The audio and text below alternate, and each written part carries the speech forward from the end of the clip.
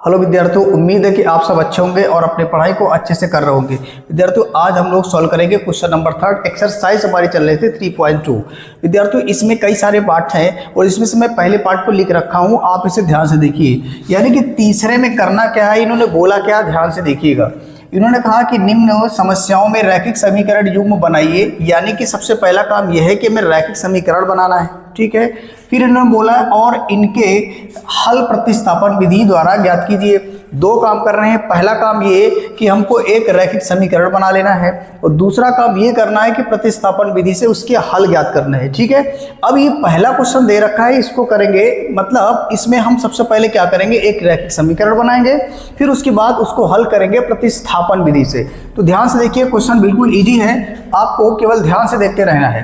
Question कह रहा है दो संख्याओं का अंतर 26 है। इन्होंने बोला कि जो दो नंबर्स है उनका जो अंतर है कितना है, 26 है।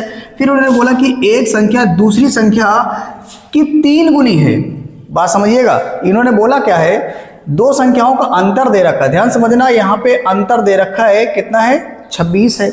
और फिर इन्होंने बोला है कि जो एक संख्या है वो दूसरी संख्या की 3 गुनी है। तो इसे कैसे सॉल्व करेंगे, ध्यान से देखिएगा। आप सबसे पहली बात तो ये, जब संख्याओं का जिक्र ही ना हो, संख्याएं ना दे रखी हो, तो उसमें आपको मान लेना होता है। तो मैंने यहां मान ले विद्यार्थियों, यहां से लिखूंगा माना बड़ी संख्या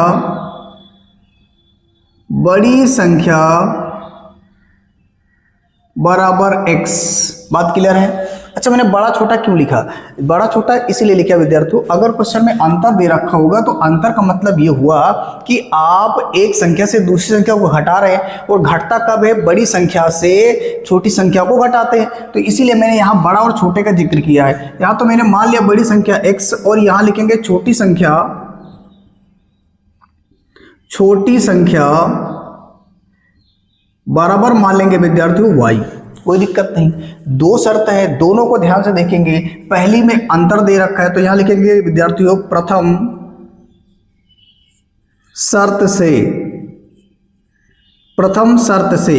शर्त में क्या बोला, इनका अंतर का मतलब बड़ी वाली से छोटी वाले को घटा दीजिए, तो यहां मिल जाएगा 26। यानी मैं क्या करूंगा, x माइनस वाई बराबर कितना कर दूंगा विद्यार्थियों, 26। ये बन गया समीकरण 1। कोई दिक्कत नहीं, ठीक। पहली कंडीशन हमारी कंप्लीट हो गई। अब इन्होंने बोला कि एक संख्या दूसरी संख्या से, एक संख्या को हमने कह दिया कि एक संख्या x है, वो दूसरी संख्या बोले तो y से कितना गुना है, 3 गुना है। ध्यान से देखिए, समझने वाली बात यहीं पे है। एक संख्या हमने यहां लिखा, एक संख्या बराबर दूसरी संख्या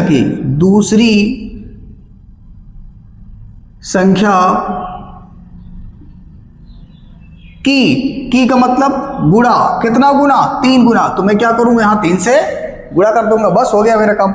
यहां ध्यान से देखिएगा, सभी संख्याओं को लिख देते हैं।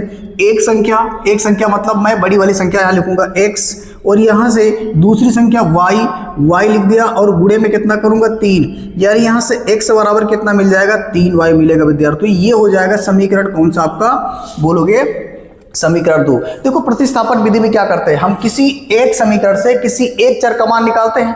वो तो यहाँ दे ही रखा, अब आके निकालने की जरूरत ही नहीं है। आप इसको अच्छा अंदर करोगे, इधर लाओगे, माइनस होगा, ये सब करने की जरूरत नहीं। डायरेक्ट क्या करोगे आप, x बराबर 3y रख दीजिएगा समीकरण 1 में। तो चलिए मैं यहाँ कर देता हूँ, इधर ध्यान से देखिएगा। यहाँ लिखने वाला हूँ विद्यार्थियों, समीकरण 1 में x का मान रखने पर, अब आप ध्यान से देखिएगा, x बराबर 3y दिख रहा है, ये समीकरण 1 दिख रहा है। जहां पर x वहां पे कितना लिखेंगे, 3y। तो चलिए देखते हैं। तो यहाँ 3y माइनस वाई बराबर 26। बात समझ में आई होगी। x बराबर 3y, इस x से जब 3y लिखोगे तो 3y माइनस का y, तो 3y माइनस y और बराबर 26 है, तो 26 लिख देंगे। तो अब इसमें से 3y में से 1y घटा दीजिएगा। 3y में से 1y घटा देंगे तो कितने y बचेंगे, 2y, और 2y बराबर कितना हो जाएगा, 26। तो y बराबर कितना हो जाएगा, 26/2 कटेगा तो कितना आएगा विद्यार्थियों, 13। यानी y बराबर कितना आ गया, 13। बात क्लियर है। यानी यहाँ से जो दो में ये दो था वो गुणे में था, उधर जाएगा तो भाग में जाएगा। अब 2 से काट देंगे तो 13 दूनी कितना हो जाएगा 26। अब आगे ध्यान समझिएगा, मैंने एक निकाल लिया y, और y क्या था छोटी संख्या। अब हमें बड़ी संख्या x का मान निकालना, और x का मान निकालने के लिए आप इस समीकरण में रख दीजिए तो आसानी से आ जाएगा। यहाँ पे लिखेंगे विद्यार्थियों समीकरण